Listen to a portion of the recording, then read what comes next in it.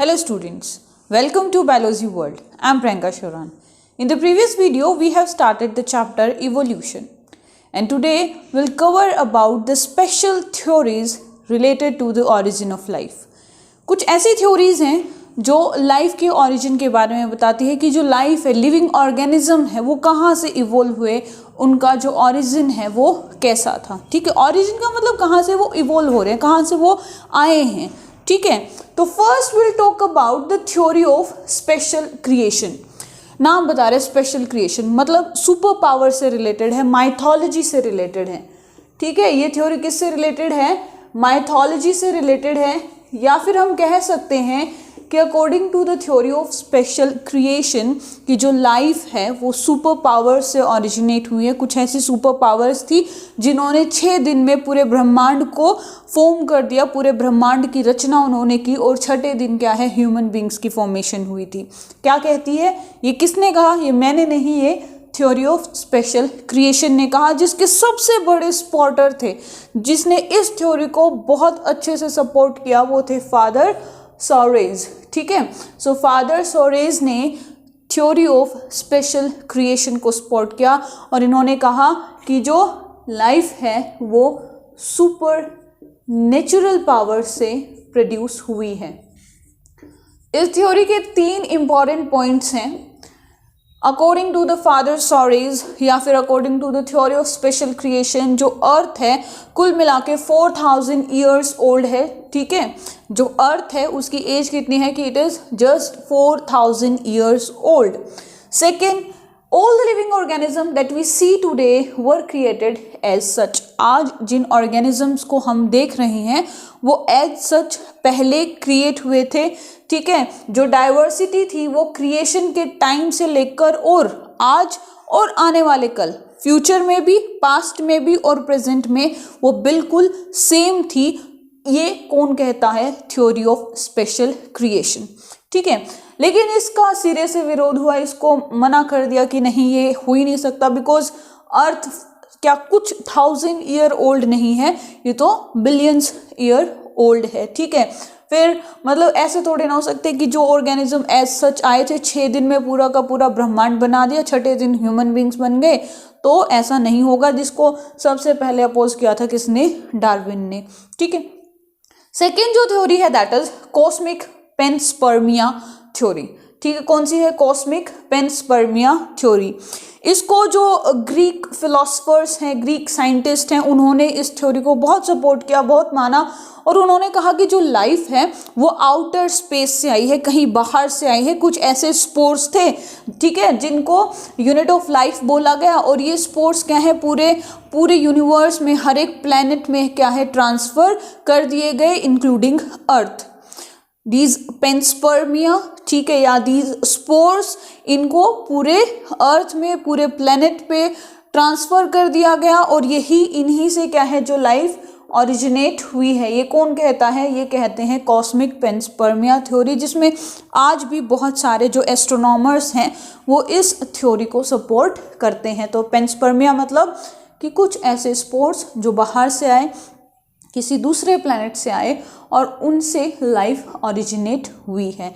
मतलब ये थ्योरी कहेगी कि लाइफ कहाँ से आई है, किसी आउटर स्पेस से आई है, स्पोर फॉर्म में लाइफ आई है. Spore that is the unit of life.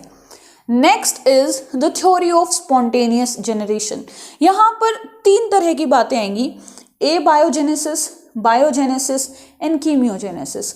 मतलब कि abiogenesis, biogenesis, a means that is absence, bio means living, मतलब नॉन लिविंग से जेनेसिस हुआ है, प्रोडक्शन हुआ है.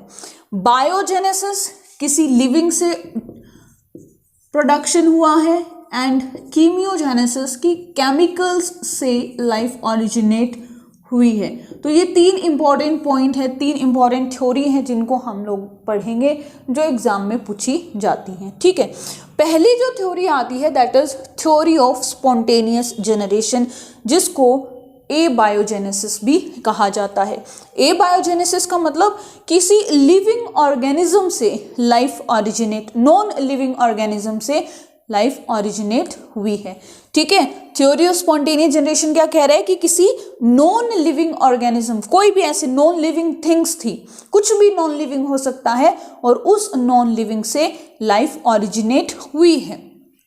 कि लाइफ कहाँ से आई है? नॉन लिविंग से, that is decaying and rotting material. ठीक है, कोई ऐसा डिकेइंग, खराब होने वाला, गला सड़ा ऐसा कुछ मटेरियल था, उससे लाइफ ओरिजिनेट हुई है। ठीक है, इसीलिए इसको क्या बोला गया? Abiogenesis. For example from the mud of the Nile river, या नील नदी जिसको हम कहते हैं, उससे फिशेस, फ्रॉग्स, क्रोकोडाइल्स, मतलब जो कुछ और ऐसे इंसेक्ट वगैरह हैं, वो नाइल रिवर के मड से ओरिजिनेट हुए हैं। तो ये क्या है? ए बायोजेनेसिस, मतलब ऐसी थ्योरी जो ये बताती है कि जो लाइफ है वो नॉन लिविंग से ओरिजिनेट हुई है।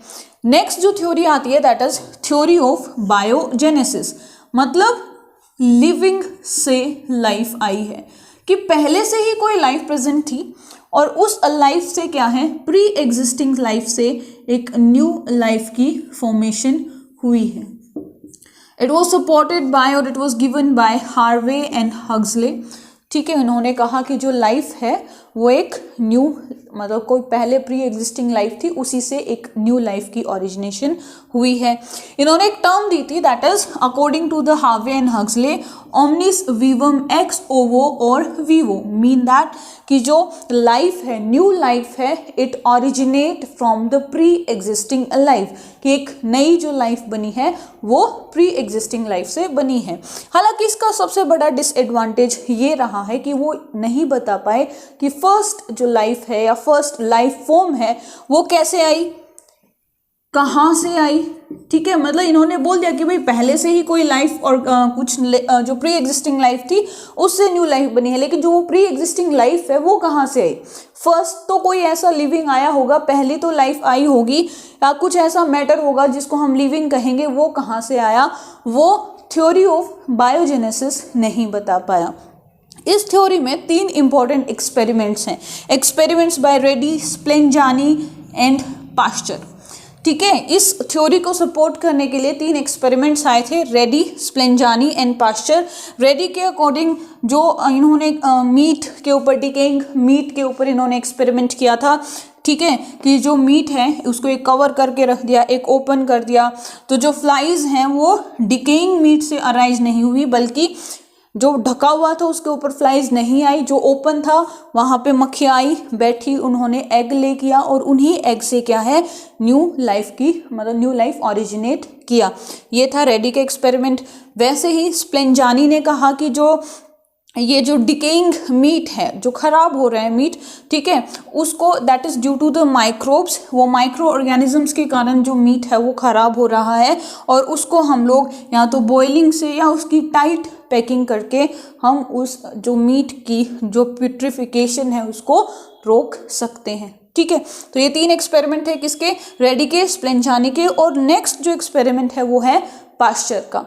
पास्चर ने स्वोन नेक एक्सपेरिमेंट किया था। क्या था? That was a swan neck experiment. Pasteur ने ईस्ट का, ठीक है, जो किल्ड ईस्ट थी उसको एक स्टरलाइज्ड, मतलब अच्छे से स्ट्राइल किया हुआ कि और भी कोई माइक्रोब नहीं थे, स्टरलाइज्ड सुगर सिरप उन्होंने लिया। ठीक है, और एक फ्लास्क लिया जिसकी स्वोन, उसकी एस शेप जो नेक थी, ठीक है, कुछ एस शेप क्या है उसकी नेक थी, ऐसा उन्होंने एक फ्लास्क लिया। उस फ्लास्क में उन्होंने शुगर सॉल्यूशन डाला और ईस्ट उसके अंदर यूज़ की। तो ये जो स्टरलाइज्ड सॉल्यूशन था उसमें ईस्ट की फॉर्मेशन नहीं हुई। क्यों नहीं हुई? क्योंकि वो ब्लॉक था। उन्होंने पहली जो फ्लास्क ली थी उसका जो माउथ था वो ब्लॉक कर रखा था, एयर के कांटेक्ट में नहीं आया। फिर उन्होंने 2 फ्लास्क और लिए, एक जिसका माउथ ओपन था और एक क्या है उसको तोड़ दिया, एक बिल्कुल तोड़ दिया जिसकी गर्दन तोड़ दी, ठीक है, डायरेक्ट एटमॉस्फेयर के कांटेक्ट में थे, और दूसरी थी तो एस शेप ही, ठीक है, और उसका माउथ क्या था? ओपन था। तो पास्चर ने कहा कि जो एस शेप या स्वोन नेक, जिस फ्लास्क की नेक क्या थी? एस शेप थी, उसमें जो माइक्रोब्स एयर में, डस्ट पार्टिकल में जो प्रेजेंट थे वो इस शुगर सॉल्यूशन तक नहीं आ पाए, वो नेक में ही ट्रैप होके रह गए, क्योंकि ये जो सॉल्यूशन है वो हवा के डायरेक्ट कांटेक्ट में, एटमॉस्फेयर के डायरेक्ट कांटेक्ट में नहीं आया, और एटमॉस्फेयर के डायरेक्ट कांटेक्ट में नहीं आने के कारण जो न्यू माइक्रोब्स की ग्रोथ नहीं हुई। लेकिन जिस फ्लास्क की गर्दन तोड़ दी थी, मतलब ये जो सॉल्यूशन एटमॉस्फेयर के डायरेक्ट कांटेक्ट में था, उस डायरेक्ट कांटेक्ट में होने के कारण माइक्रोब्स इस स्टेरलाइज्ड शुगर सॉल्यूशन पे ग्रो किए और न्यू माइक्रोब्स की फॉर्मेशन हुई, और इस एक्सपेरिमेंट को बोला गया स्वॉन नेक एक्सपेरिमेंट। किसने दिया था? पास्चर ने दिया था। ठीक है, तो ये कुछ थ्योरीज थी जिसमें हमने एबायोजेनेसिस और बायोजेनेसिस को कवर किया। उसके बाद आती है कीमियोजेनेसिस, जो very very very important theory है, जिसको आज तक हम मानते आए हैं कि जो लाइफ का ओरिजिन है वो केमिकल बेसिस पे था, कि एक केमिकल इवोल्यूशन हुआ है लाइफ का, केमिकल्स के कारण, मतलब पहले केमिकल्स बने और उन केमिकल्स के बाद माइक्रो जो मॉलिक्यूल्स बने, फिर मैक्रो मॉलिक्यूल्स बने, कोएसरवेट्स आए।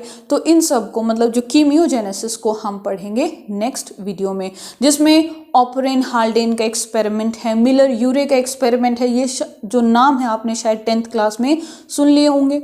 ठीक है, हेरिडिटी वाला जो चैप्टर पढ़ा था 10th में आप लोगों ने पढ़ा था, तो उसमें ये आया था, ऑपरेन हाल्डेन का एक्सपेरिमेंट था, मिलर यूरे का एक्सपेरिमेंट था। तो उन्हीं को हम पढ़ेंगे as a theory of chemical evolution next video में। So that's it for today. If you like my video, then please share and subscribe my channel. Thank you.